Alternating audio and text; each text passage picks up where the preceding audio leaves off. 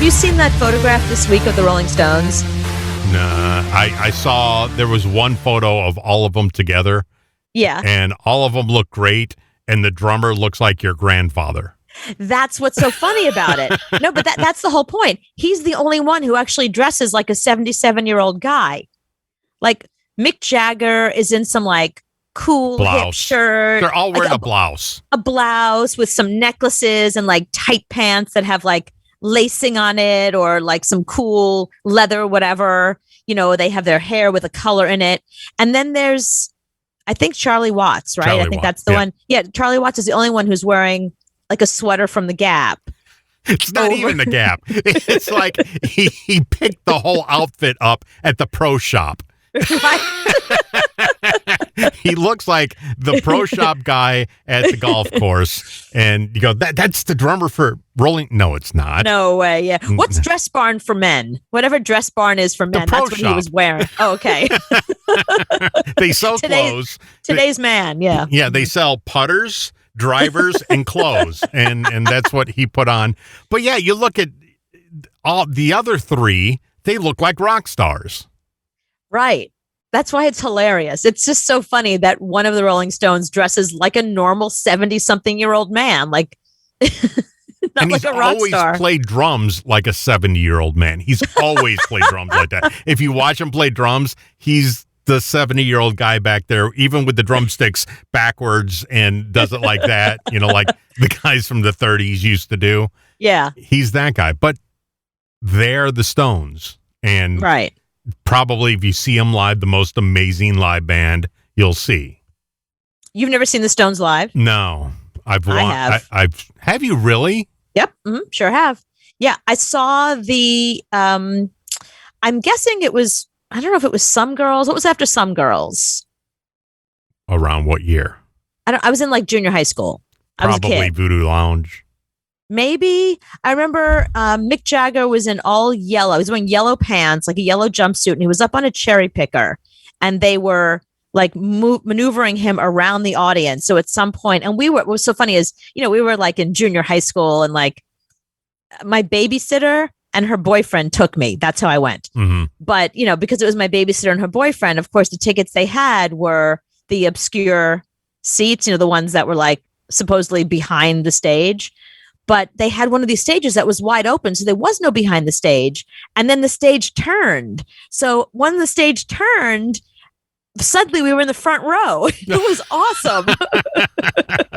It was really like, I mean, not like the very front row, but like one, you know, we were on the floor to the back. And then he goes up on a cherry picker and he was like right over our heads. So I didn't have like a big reference to the Rolling Stones yet because I was still super young. And you know me, at the time I was listening to rap music even then. Like I just had a conversation with my boyfriend about this. Like for some reason, a little white girl from Brooklyn and then Long Island was really into rap music, and soul. Like if you came to my house, the only thing I played was Al Green, Earth, Wind and Fire, African Bambaataa, Cool Herc, like all the early, I think I even had the Sugar Hill Gang. Like I had all that early stuff.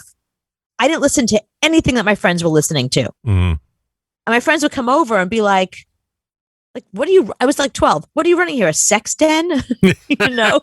We're listening to The Doors and you're listening to this. Right. And I'm listening to like some cool R&B, like, you know, Al Green. I'm sure Al Green, when he was making his music, he wasn't like, some 12-year-old girl in Long Island is going to really love this. But you had to hate the Rolling Stones. I didn't really know. I mean, I heard of them. Obviously, they were super famous. I just didn't really know the music very well. But after seeing them in concert, I was really moved by it. I went out and I bought Some Girls because that seemed the most kid friendly, or, you know, whatever, preteen friendly. And it was, you know, I liked it, but after the love of the concert wore off, like, you know how that is, like when you're at the concert, oh my God, this is amazing, I want to buy everything by them. And you buy one thing, you listen a couple of times and you go back to whatever you were listening to. So I think, you know, after that, Earth, Wind and Fire had a new album coming out and I was like, I'm on it. So that was a total waste of ticket for you, somebody that was really into the Stones would have loved it more. Yeah, I know. My babysitter was really into music, and she was really into getting me into music because she, like me, was an only child. So I was like her little sister. So she loved the idea of like introducing me to music. She introduced me to all her music, which was like the Grateful Dead and the Who. And that's the stuff that she really liked. But, there I was listening to, 70s R&B and soul. And that Rolling Stones show. Yeah. Yeah, it was definitely weird. Like, anytime I had the opportunity to listen to music with my friends, I was more like, have you guys heard Smokey Robinson? In your friends, Tower of Power? No, not really. So that's one band. You saw the Grateful Dead. I never saw the Grateful Dead. Yeah, again, I saw them a lot because not only did I have the babysitter who took me when I was a kid, but I had a boyfriend who was really into the Grateful Dead. And I look back now, he had a lot of money. So when he had money, you can pay for Grateful Dead shows, you can get a car, follow the Dead. So he paid for us. We'd stay in hotels.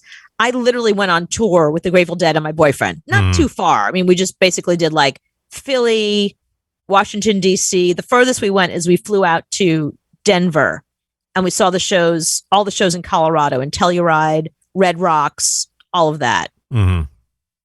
And to me, that would be the closest thing to hell. You'd love it. You'd be surprised. It's a real community, and the tailgating part is a big part of it. Like hanging out with friends and I had friends that went to Brown, or I went to a different school. So my friends from Brown came out and we were all hanging out. Like we had a really good time. It was fun. It was like a community. Mm. It kind of felt like a Facebook group before Facebook. See, I was at a Fish show one time, and the whole time I'm going, oh, dear God, kill me. Yeah. Freaking kill me. Not the same thing at all. It's not even close. It's the same band. It is not. Do not say that to a Grateful Dead head. Do not say that to a deadhead over the age of 40. Matthews and Fish. It's the same freaking band. It is really not. It is so not. That and Pavement, worst shows of my life. Yeah. I'm so out of place in these shows. So being at a Grateful Dead show, because the only thing I think about them is they're stuck on a 45-minute song. That's the best part. That's not the best part. It's horrible. Oh, no. Because they're not on the same song. They kind of riff. It's almost like, I don't know if you've had friends who are musicians. You ever go to a friend's house who's a really good musician and they just jam, and then their friends come over and they just the part jam? I hate. It's amazing when you have musicians that are the best of the best and they're just up there jamming together, and they're just, you don't know where the song is going to go. And then suddenly, next thing you know, somebody goes, near, near, near, near. And then suddenly it's a song you do know. And they start going in after like this big jam session. And everyone in the place is high or stoned or on mushrooms or something.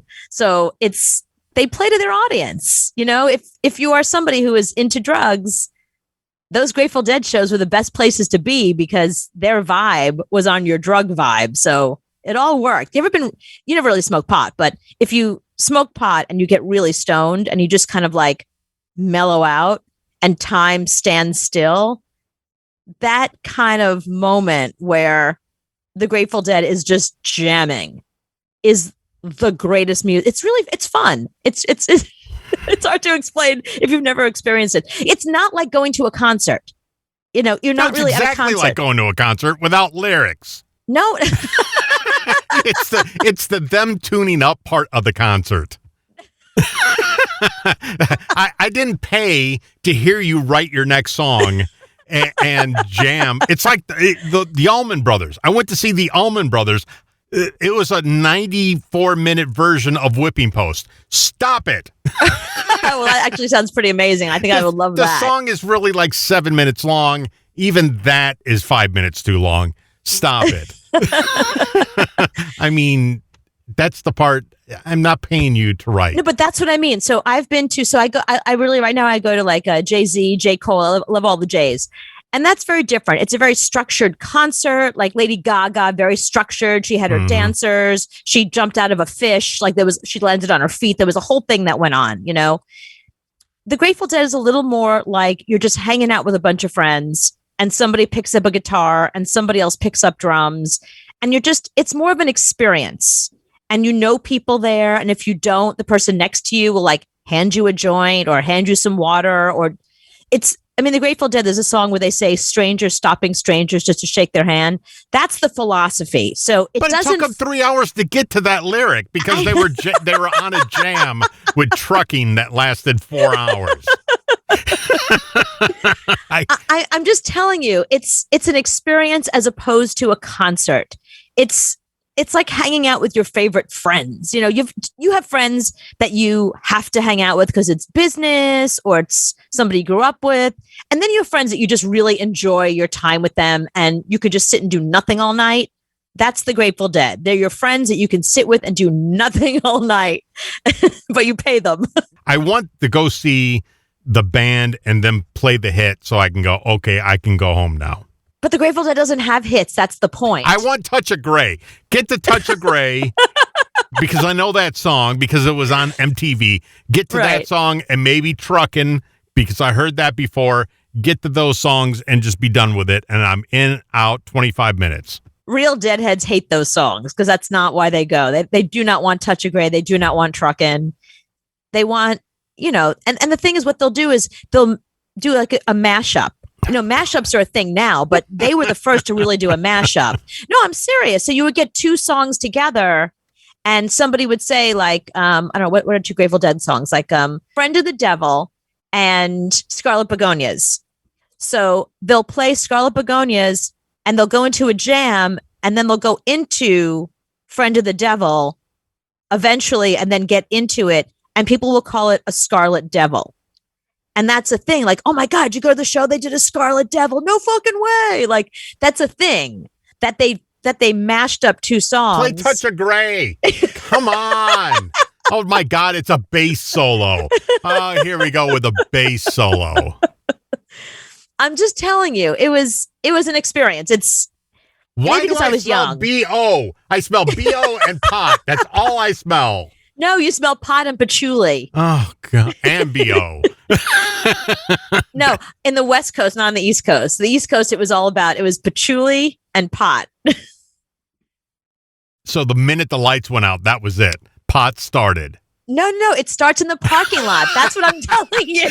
They bring it in from the parking lot. Yes. People, it's all about tailgating. If a Grateful Dead show starts at 8, people get there at 3.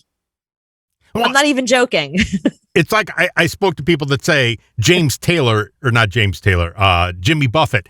You have to go to a Jimmy Buffett show and tailgate. That sounds horrible to me. Well, Jimmy Buffett show, they want you to tailgate and drink margaritas and pina coladas and that kind of thing and get drunk. So by the time the show starts, everyone's sleeping.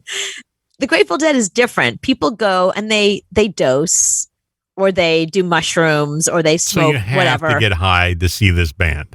You don't have to, but it makes it more enjoyable if you do. It's like Pink Floyd. If you go see Pink Floyd and you're not high, there's a problem. They're not good then. I've gone to Grateful Dead shows sober, and I was like, "What the fuck is this?" Oh dear God, this is the longest version of the song ever. Terrible. Even you were like, "Play Touch of Grey." What the hell am I listening to? That sounds like the worst concert experience ever. And you followed them around, and you wanted it. Well, only because I had the boyfriend that was into it, and I was into the boyfriend, so I was like, I would have gone anywhere with him.